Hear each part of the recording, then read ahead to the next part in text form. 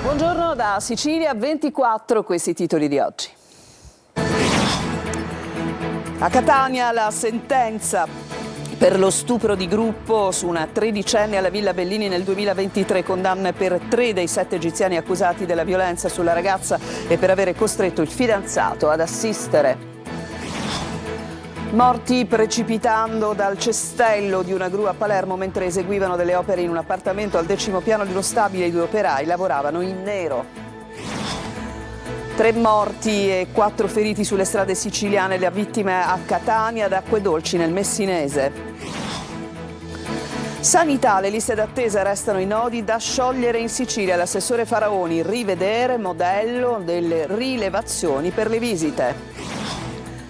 Marciapiedi, colabrodo a Catania, pericoloso anche solo transitare per turisti e pedoni. Piff torna al cinema con una commedia ironica e personale su fede, incoerenza e dolci siciliani. Calcio pari amaro per il Palermo sul campo del Frosinone, finisce 1-1 con i rosanero che restano a 4 punti dal secondo posto. Serie C, il Catania lunedì sarà di scena a Crotone per difendere il secondo posto. Viali prova a recuperare totalmente Forte e Cicciarelli.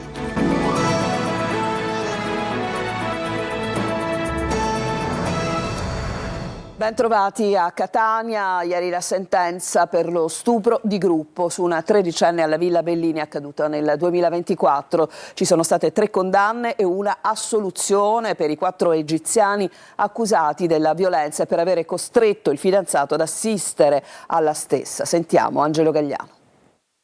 3 condanne ed un'assoluzione, la sentenza emessa dalla seconda sezione penale del Tribunale di Catania presieduta da Santino Mirabella nel processo per la violenza sessuale di gruppo su una ragazza, allora tredicenne, commessa nei bagni della Villa Bellini di Catania il 30 gennaio del 2024. Le pene inflitte vanno dai 4 anni agli 8 anni e 4 mesi di reclusione. Assolto per non avere commesso il fatto l'egiziano che ha sempre dichiarato di essere stato al telefono mentre avveniva la violenza sulla tredicenne. I 4 imputati, tutti egiziani, erano accusati anche di violenza privata nei confronti del fidanzatino 17enne della vittima che fu, secondo l'accusa, bloccato e picchiato per impedirgli di aiutare la giovane fidanzatina stuprata da un maggiorenne e da una minorenne che sono stati processati e condannati ma non ancora in via definitiva. È stata accolta solo una delle richieste di condanne a oltre 8 anni nei confronti appunto di uno dei 3 soggetti ritenuti colpevoli. Lodevole che sia stata pronunciata una sentenza di assoluzione nei confronti di colui per cui sussistevano ragionevoli dubbi, dato che pare fosse per lo più al telefono mentre la fidanzatina del mio assistito subiva violenza nei bagni della Villa Bellini. Il Tribunale ha disposto per i 3 condannati, per 2 anni dopo aver espiato la pena, il divieto di avvicinarsi ai luoghi frequentati solitamente da minorenni e di svolgere lavori che prevedono contatti con minorenni, nonché l'obbligo di tenere informati gli organi di polizia su residenza e spostamenti. Lavoravano in nero i 2 operai morti precipitando dal cestello di una gru a Palermo mentre eseguivano delle opere in un appartamento che si trova al 10° piano di uno stabile. Marco Gullà. Lavoravano in nero i 2 operai, Dani Lucetibedi Mikai e Nayai Jayaldin, un rumeno e un tunisino, morti precipitando dal cestello di una gru a Palermo mentre eseguivano delle opere in un appartamento al 10° piano di questo palazzo. Dai primi accertamenti degli investigatori, confermati anche dalle testimonianze dei familiari delle 2 vittime, non avrebbero avuto alcun contratto e non risulterebbero iscritti né alla cassa edile né alla Edil Cassa. Nelle prossime ore il titolare della ditta Edil Tech, per la quale lavoravano i 2 operai, e il committente delle opere, proprietario dell'appartamento interessato dai lavori, verranno iscritti nel registro degli indagati per omicidio colposo. Si tratta di un atto dovuto che consentirà loro di partecipare con propri consulenti all'esame autoptico sui corpi fissato per lunedì all'Istituto di Medicina Legale del Policlinico. Le 2 vittime si trovavano nel cestello che è precipitato sfondando la pensilina di un negozio di gomme. Anche un operaio dell'attività commerciale, Emanuele Parisi, 34 anni, è rimasto ferito, per fortuna le pile di copertori hanno evitato che venisse schiacciato dal carrello. Io ho sentito un rumore come se fosse crollato un palazzo perché ero all'interno della stanza, stavo lavorando. Sì. Al che mi affaccio, vedo la gru e subito corro. Sì. E ho visto i due poverini, gli operai a terra nello scivolo. Le indagini dovranno ricostruire la dinamica dei fatti e lo stato di manutenzione del mezzo. Ennesima tragedia, purtroppo annunciata. Noi abbiamo da anni denunciato le condizioni in cui versano i cantieri edili palermitani. Abbiamo chiesto alle istituzioni, abbiamo chiesto alla prefettura. Purtroppo in questa città si muore lavorando. Questo è un dramma al quale tutti noi, organizzazioni sindacali, istituzioni, politica, dobbiamo intervenire. E purtroppo ieri ci sono state diversi incidenti mortali. Vi segnaliamo Catania e Acquedolci nel Messinese, 3 feriti di cui uno grave a Palermo, tutto nel giro di poche ore. Ma sentiamo Francesco Triolo. Strade siciliane macchiate di sangue. Ad Acquedolci del Messinese un violento scontro tra 2 auto ha provocato la morte di 2 persone e il ferimento di una giovane. L'incidente è avvenuto poco dopo le 20 lungo la strada statale 113 in un tratto in rettilineo. A perdere la vita sono stati Giuseppe Crisci, 54 anni, e Domenico Gerbino, 25, suocero e genero, entrambi originari di Caronia. I 2 viaggiavano sulla stessa vettura insieme alla figlia del 54enne rimasta ferita e trasportata d'urgenza all'ospedale di Sant'Agata di Militello. Non gravi invece le condizioni del conducente e dell'altra auto. Secondo una prima ricostruzione, l'auto su cui si trovavano le vittime, diretta verso Palermo, si sarebbe scontrata frontalmente con un'altra vettura. Dopo l'impatto la macchina è finita contro un albero, ribaltandosi su un fianco. Per i 2 uomini non c'è stato nulla da fare, sono morti sul colpo. Grave incidente stradale sulla tangenziale di Catania, all'altezza del bivio per San Gregorio.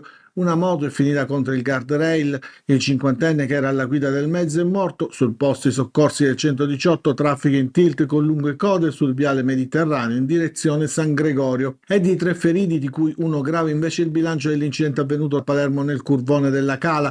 Un Audi Q2 guidata da un 23enne all'altezza della curva a forte velocità ha superato il cordolo ed è finita contro una Ford C-Max guidata da un 50enne di San Giuseppe Jato. L'impatto è stato violentissimo, il giovane è stato trasportato in codice rosso all'ospedale civico, sono in corso i controlli alcolemici e tossicologici sui guidatori. E adesso alla vicenda di Sferracavallo, i colpi di Kalashnikov contro l'autorimessa, il mandamento mafioso di San Lorenzo, dunque continua a mandare messaggi inequivocabili il servizio. Oltre 30 colpi di mitra contro la vetrina di un'autorimessa e alcune auto. È successo nella borgata marinara di Sferracavallo, località balneare di Palermo. Una Fiat 500 di colore nero si è fermata davanti all'autorimessa, il passeggero è sceso e ha sparato una trentina di colpi con una mitragliatrice, prendendo di mira, oltre al cancello, anche alcune automobili parcheggiate. Un'intimidazione di stampo mafioso, Cosa Nostra che torna ad alzare la voce. Dopo gli atti intimidatori contro l'azienda Sicily by Car, il mandamento di San Lorenzo continua a mandare messaggi inequivocabili. La mafia c'è e marca il territorio. Scene di guerra, ci dice un residente che non vuole apparire, una raffica spaventosa, non abbiamo capito subito cosa fosse. Non potevamo immaginare una cosa del genere, un fragore violentissimo.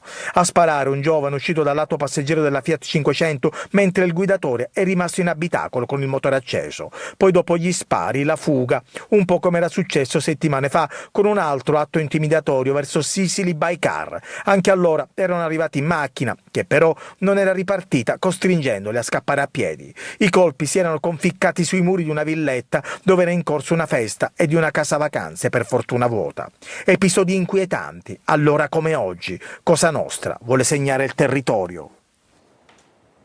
L'obiettivo dei termovalorizzatori di Palermo e Catania, in funzione dal 2028, è un progetto specifico per l'acqua e la raccolta differenziata. Il presidente della Regione Schifani parla a margine di un incontro alla Camera di Commercio sul futuro del suo governo, dice i numeri parlano da soli. Orazio Longo.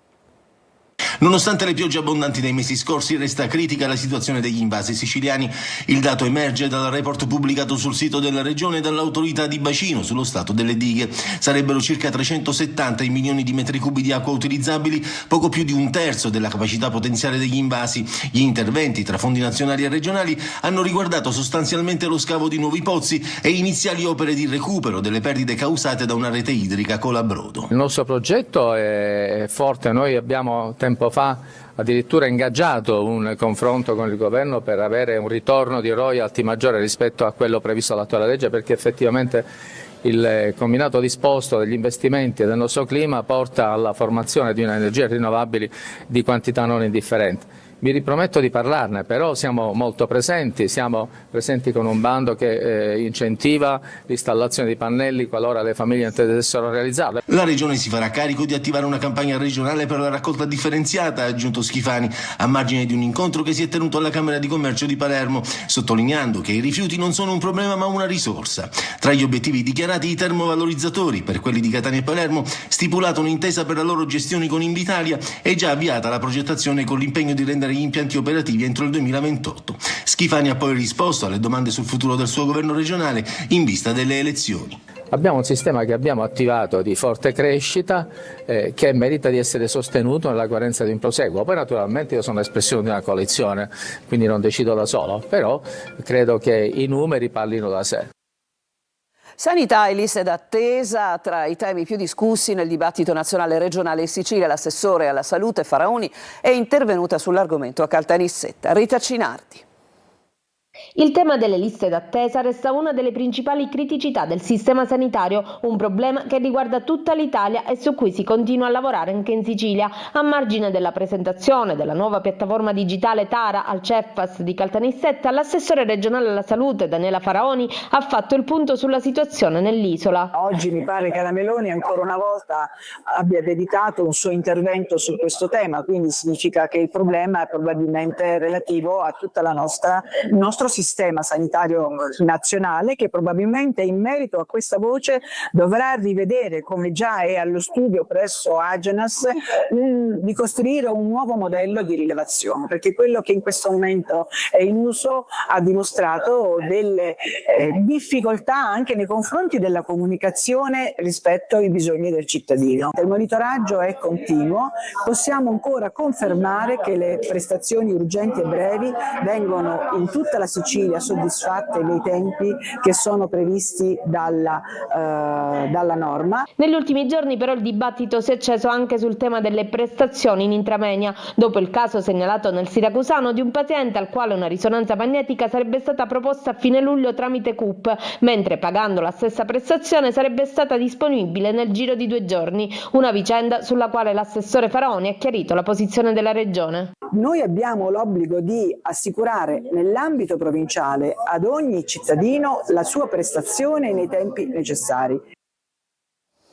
Adesso ci fermiamo, c'è una pausa, torniamo tra poco per mostrarvi la difficoltà di percorrere i marciapiedi a Catania.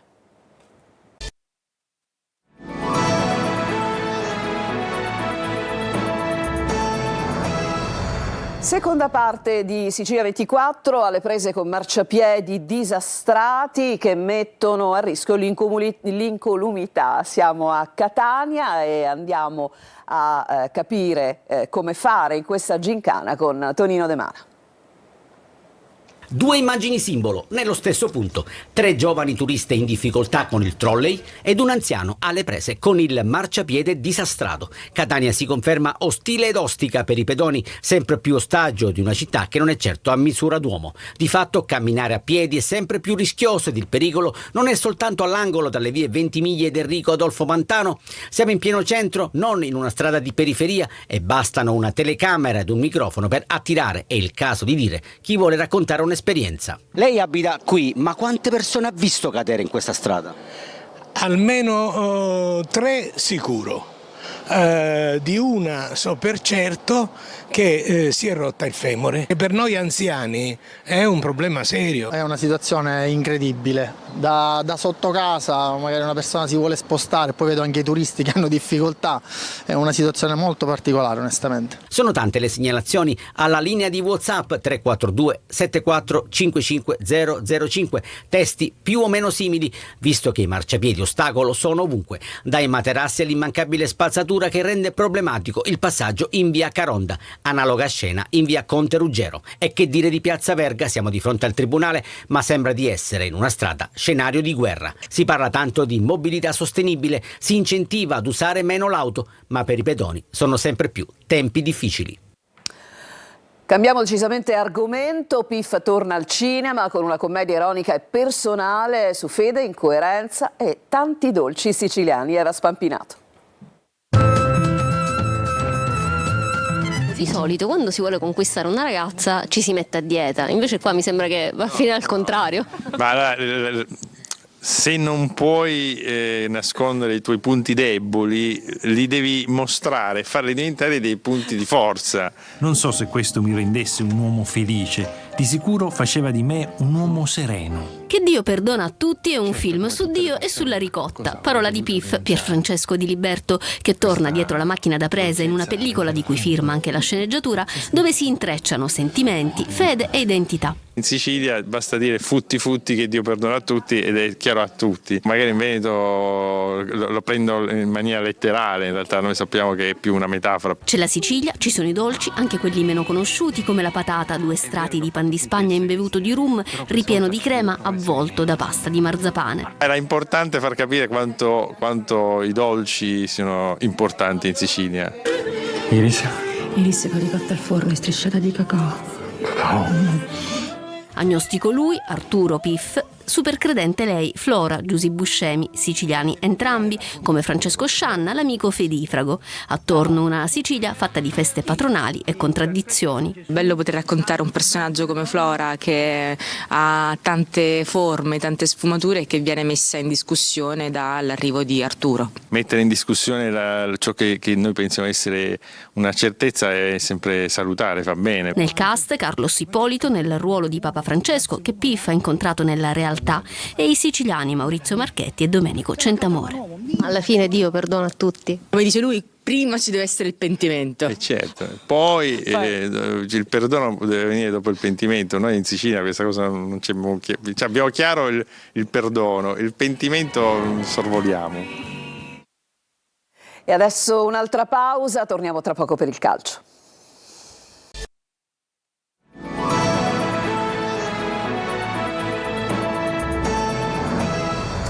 E adesso siamo al calcio, il Palermo pareggia sul campo del Frosinone, finisce 1-1, al gol di Calò risponde Ranocchia, Rosanero che restano a 4 punti dal secondo posto. Marco Gullà. Il Palermo non passa allo stirpe e probabilmente dice addio alle residue speranze di promozione diretta. A Frosinone finisce 1-1 nell'anticipo, ai rosanero occorreva vincere per portarsi a meno 1 dai ciociari secondi in classifica. I punti di distanza restano invece 4 a 4 giornate dalla fine e il Palermo adesso deve certamente pensare ai playoff. Una grande prestazione quella della formazione di Inzaghi che per occasioni e gioco avrebbe certamente meritato la vittoria, ma il gol beffa di Calò su punizione nella ripresa stava addirittura per regalare la vittoria ai laziali. Poi ad 1 minuto dalla fine il pareggio di Ranocchia su assist di Poyampalo. Il Palermo ha tenuto con il guinzaglio il Frosinone per varie fasi del match e soprattutto nel primo tempo. Tante occasioni costruite ma nessuna capitalizzata. Rui Modesto ha l'occasione migliore nei primi minuti, la palla sfiora l'angolino. Poi Ranocchia dalla distanza, gran tiro e risposta del portiere ciociario. Ma la chance più importante del primo tempo arriva sui piedi di Poyampalo, clamoroso pasticcio tra Monterisi e Palmisani, ne approfitta il finlandese che prova lo scavetto a porta quasi sguarnita. Il pallone colpisce il palo e danza sulla linea senza entrare. Ripresa, il Palermo spinge ancora ma il gol non arriva. Al 67esimo gran palla di Augello per l'inserimento di Segre, il numero 8 colpisce di testa ma manda alto sopra la traversa. Rosanero che non approfittano delle ripartenze e allora al 75esimo arriva la magia magistrale, punizione di Calò, 1-0, qualche colpa di Gomis, se sbagli paghi. Ad 1 minuto dal 90° però Poyampalo fa assist per Ranocchia che trova un gran gol, la rete del pareggio che però non permette al Palermo di fare il salto di qualità in classifica, resta tutto com'è. Probabilmente se i rosanero vorranno andare in Serie A dovranno giocarsi tutte le loro carte ai play-off. E adesso andiamo alla Serie C. L'obiettivo del Catania è difendere il secondo posto per arrivare al meglio ai play-off. Lunedì rossazzurri di scena a Crotone, Viali è senza gli squalificati Casasola e Jimenez, ma prova a recuperare definitivamente forte Cicerelli. Francesco Triolo. Il Catania guarda ai play-off con nuove certezze, il momento decisivo della stagione. I rossazzurri vogliono dimostrare di essere pronti. Tra le note positive degli ultimi giorni c'è il ritorno di Cicerelli, qualità e imprevedibilità al servizio della squadra con un minutaggio destinato a crescere, un'arma in più per Viali che punta a ritrovare brillantezza e incisività in fase offensiva. Attenzione anche a Forte, pronto a dare peso e presenza in area. Il suo contributo può risultare determinante per un reparto che nelle ultime settimane ha dovuto fare i conti con assenze e adattamenti. Il tecnico continua a lavorare sulle alternative cercando equilibrio e continuità. L'obiettivo è chiaro, arrivare agli spareggi promozione con un gruppo completo, competitivo e capace di cambiare volto durante la partita. Intanto il Catania deve difendere il secondo posto, manca poco per la matematica certezza, poi testa ai playoff dove serviranno condizione, profondità della panchina e qualità. E proprio da giocatori come Cicerelli e Forti può arrivare quella spinta in più per inseguire il sogno Serie B. Nella trasferta di Crotone di lunedì, Viali dovrà fare a fronte a 2 assenze pesanti, Casasola e Jimenez, entrambi squalificati. Il tecnico studia le alternative e valuta possibili cambi di modulo. Si va dal ritorno alla difesa a 3 fino alla conferma della linea 4 con l'inserimento di Pieraccini al posto di Casasola e uno tra Gherardi e Allegret accanto a Carni e Lutti. Sulla tre quarti senza Jimenez spazio d'ausilio con Lunetta e Bruzzanini a completare il reparto, ma non è l'unica opzione, attenzione anche a Lunetta falso 9, soluzione già testata e prende quota anche l'ipotesi del 3-5-2 con Quaini e Di Tacchio in cabina di regia, Corbari mezzala e spinta sugli esterni affidata a Raimo e Donnarumma. Ultime speranze di salvezza per Siracusa e Trapani, impegnate domani rispettivamente a Foggia e al Provinciale contro la Salernitana. Sergio Colosi. Disperazione, timide speranze, l'unico obiettivo della vittoria. C'è tutto questo in Foggia Siracusa e Trapani Salernitana, ultima chiamata per alimentare la speranza dei play-out e dare un senso alle prossime 2 giornate. Chi sta davanti corre, pareggi e belle prestazioni non contano più, servono vittorie una dopo l'altra. Allo Zaccheria spareggio salvezza tra 2 squadre divise da 3 lunghezze, con il Siracusa anche a rischio fallimento. Turati per l'aggancio in classifica ha preparato una partita d'attacco. Il modulo sarà sempre il 4-2-3-1 con una mentalità ancora più spregiudicata del solito. Richiesta maggiore attenzione nella fase difensiva che ha fatto perdere tanti punti nel cammino azzurro, gli ultimi 2 con l'Atalanta Under 23. A centrocampo Riccardi favorito su Limonelli con Frisenna trequartista e Arditi in attacco. All'ultimo posto in classifica c'è anche il Trapani che ospita al Provinciale gli ex Faggiano e Cosmi, il tecnico che con i Granata sfiorò la Serie A. Oggi i tempi sono diversi, la Salernitana è scivolata al 5° posto, senza gli squalificati Tascone, Ascic e Molina, cerca la rimonta fino al 3° in vista dei play-off. Trapani all'assalto per i 3 punti con l'attaccante Stauchuk, preferito a Battimelli. Questo era l'ultimo servizio, Sicilia 24 si chiude qui, vi ricordo il prossimo appuntamento con il nostro telegiornale alle 14 e vi lascio adesso con la rassegna stampa di oggi. A tutti un buon proseguimento di giornata.